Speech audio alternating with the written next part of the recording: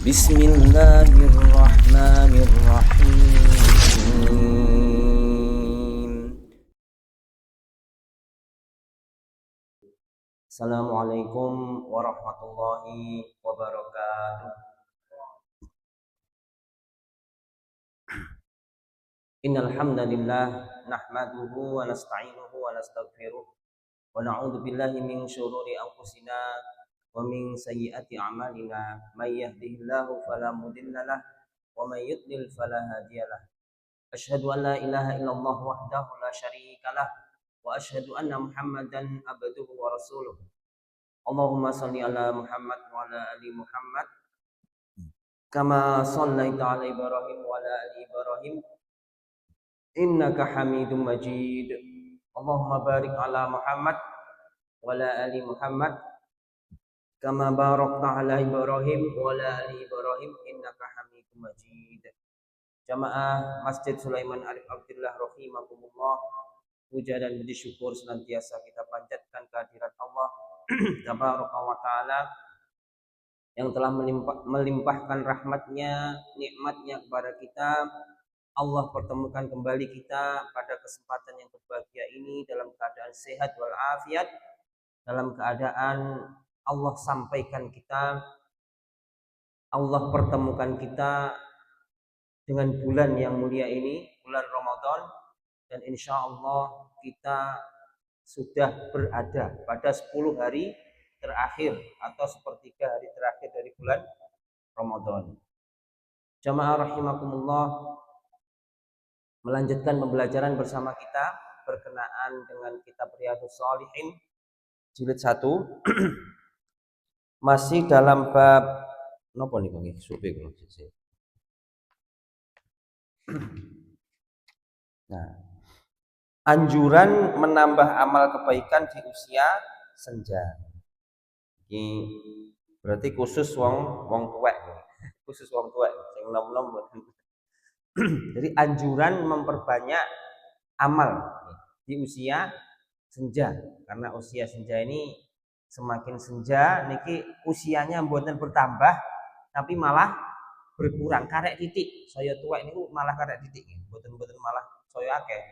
Secara angka memang nggih saya akeh, tapi sisane saya titik. Maka perbanyaklah amal, perbanyaklah bekal ya untuk menghadap kehadirat Allah Subhanahu wa taala, untuk menjemput suatu hari yang mana harta apa niku persaudaraan dan dunia ini sudah tidak ada lagi manfaatnya kecuali amal yang telah kita perbuat selama kita hidup di dunia ini. Jemaah rahimakumullah, dalam sebuah hadis dari Aisyah radhiyallahu anha, dia berkata, Rasulullah shallallahu alaihi wasallam tidak pernah melakukan sholat setelah turunnya ayat Idza jaa nasrullahi wal fath, surah An-Nasr, surah An-Nasr. Idza jaa nasrullahi wal fath, apabila telah datang pertolongan Allah. Melainkan beliau mengucapkan di dalamnya zikirnya ini, subhanaka rabbana wa bihamdika allahumma ighfirli. Jadi setelah turunnya ayat ini ya, itu di dalam sholatnya ya Rasulullah Shallallahu Alaihi Wasallam berzikir atau mengucapkan subhanaka rabbana wa bihamdika allahumma ighfirli. Hadis riwayat Bukhari Muslim. Surah ini yaitu mengabarkan kepada Rasulullah Shallallahu Alaihi Wasallam dan kaum muslimin bahwasanya Allah Subhanahu Wa Taala telah memenangkan agama ini, di mana banyak sekali orang pada waktu itu berbondong-bondong masuk Islam, yang mana awalnya perjuangannya sangat berat, berbagai penolakan, berbagai pengusiran dialami oleh kaum muslimin, dialami oleh Rasulullah Shallallahu Alaihi Wasallam. Akan tetapi niki sudah akhir, maksudnya sudah dekat ajal Rasulullah Shallallahu Alaihi Wasallam ini sudah dekat. Jadi turun ayat ini yang memberi kabar gembira, yaitu bahwasanya pertolongan Allah itu sudah dekat, yang mana banyak sekali orang-orang yang berbondong-bondong masuk Islam. Niki tentunya menggembirakan karena mengingat perjuangannya yang berat, kok kemudian hasilnya niku wah banyak orang yang masuk Islam. Ini Rasulullah senang, kaum muslimin juga senang. Dalam suatu riwayat nih, adalah Rasulullah Shallallahu Alaihi Wasallam memperbanyak doa dalam rukuk dan sujudnya. Jadi ini mempertegas kembali bahwasanya zikir tadi atau doa tadi Rasulullah ucapkan pada saat rukuk dan sujud. Kami ulang, zikirnya yaitu subhanaka Allahumma rabbana wa bihamdika Allahumma firli. Ini waktu rukuk dan sujud. Beliau menafsiri Al-Qur'an surat An-Nasr ya. Maksud menafsiri Al-Qur'an adalah mengamalkan apa yang diperintahkan dalam ayat fasabbih bihamdi rabbika wastaghfir. Dalam suatu riwayat ya milik Muslim adalah Rasulullah Shallallahu Alaihi Wasallam memperbanyak zikir sebelum meninggal dunia. Jadi intinya nih, jadi menjelang wafatnya Rasulullah Shallallahu Alaihi Wasallam, Rasulullah pun sepuh bahasanya ngoten iki. Itu beliau memperbanyak zikir. Beliau sampun sepuh, kemudian beliau juga diberi kabar gembira dengan banyaknya atau berbondong-bondongnya orang-orang memasuki agama Islam, memasuki agama Allah. Beliau pun memperbanyak berzikir, senang dengan karunia Allah Subhanahu wa taala. Barang siapa senang dengan karunia Allah Subhanahu wa taala, barang siapa senang berjumpa dengan Allah Subhanahu wa taala, maka Allah pun akan senang dengannya. Barang siapa ridho, rela dengan apa yang Allah berikan padanya, maka Allah pun ridho, rela dengannya. Jadi ini sesuatu yang harus kita upayakan, ditoto. Lek cara Jawa noto ati. Nah, noto ati ini mboten perkara sing gampang nggih, mboten gemen-gemen iki. Noto ati niku nggih butuh latihan agar hati kita itu senantiasa rela, senantiasa ridho, senantiasa senang dengan apa yang Allah karuniakan kepada kita. Berikutnya dari Anas radhiyallahu anhu, dia berkata, sesungguhnya Allah Subhanahu wa taala melanjutkan turunnya wahyu kepada Rasulullah Shallallahu alaihi wasallam sebelum beliau wafat, hingga wahyu lebih banyak turun menjelang wafatnya. Hadis riwayat Bukhari Muslim. Jadi wahyu ya, atau surah-surah atau firman Allah di dalam Al-Qur'an ini banyak sekali yang turun menjelang wafatnya Rasulullah Shallallahu alaihi wasallam. Bisa jadi ya Allah Subhanahu wa taala mengendaki di usia tua beliau, di usia Rasulullah Shallallahu alaihi wasallam yang sudah sepuh ya, Allah Subhanahu wa taala mengendaki sang Rasul atau kekasihnya ini memperbanyak amal ibadahnya. Salah satunya adalah dengan banyaknya turun wahyu, sehingga cara Jawa ning ngoten nggih ngajine saya akeh.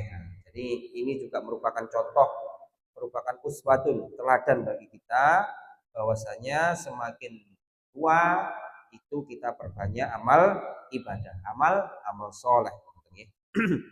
Soalnya harus nang dineh, seberapapun kita kuat, seberapapun kita kaya, seberapapun kita memiliki jabatan yang tinggi, paribasane ngoten, memiliki pasukan yang banyak. Nah, kalau Pak tentara ngoten nggih, tetapi yang namanya maut itu tidak bisa diundur, tidak iso dijokne, tidak iso diundurne. Lek wis teko ya wis.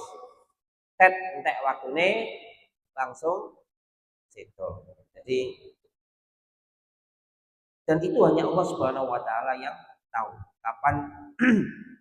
kapan maut itu akan datang.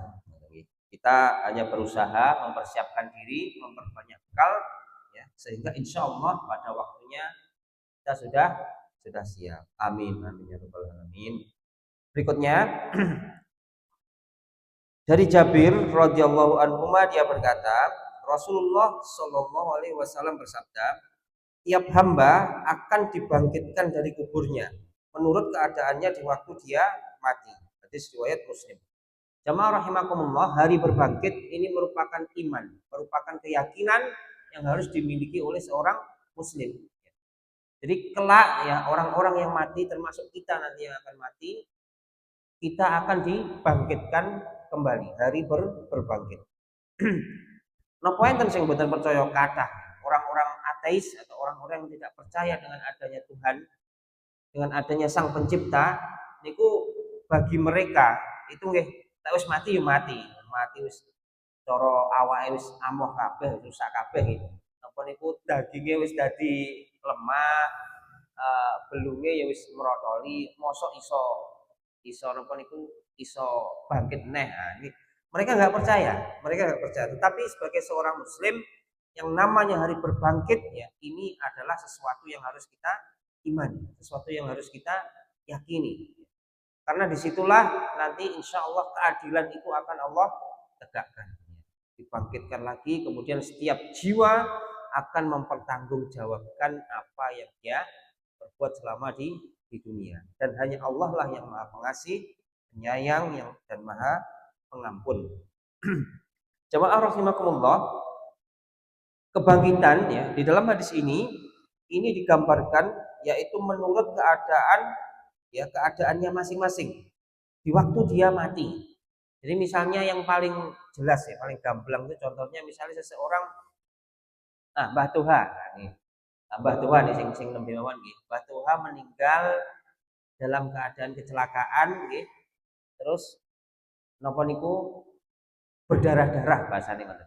Dan insyaallah beliau kelak akan dibangkitkan lagi dalam keadaan seperti itu. Dan insyaallah orang yang meninggal karena benturan itu karena entah itu kecelakaan atau tertimpa napa niku sesuatu yang berat, keblekan tembok, keblekan nopo ngoten, itu termasuk dalam kategori syahid fid dunya. Jadi mereka akan dibangkitkan kelak dalam keadaan ya seperti itu. Pada saat dia meninggal kok berdarah nggih, metu getihe ya nanti dibangkitkan akan seperti itu.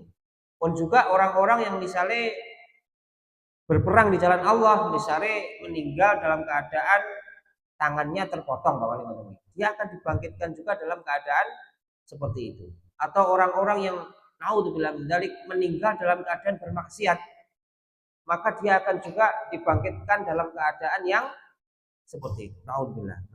Jadi akhir hayat seseorang ya itu merupakan gambaran bagaimana nanti kelak orang itu ya, atau manusia itu akan dibangkitkan. Maka kita gantungkan harapan kita hanya pada Allah Subhanahu wa taala bahwasanya insya Allah kita akan mengakhiri hidup kita ya, akan mengakhiri perjalanan kita di dunia yang sementara ini dalam keadaan baik, dalam keadaan husnul khotimah.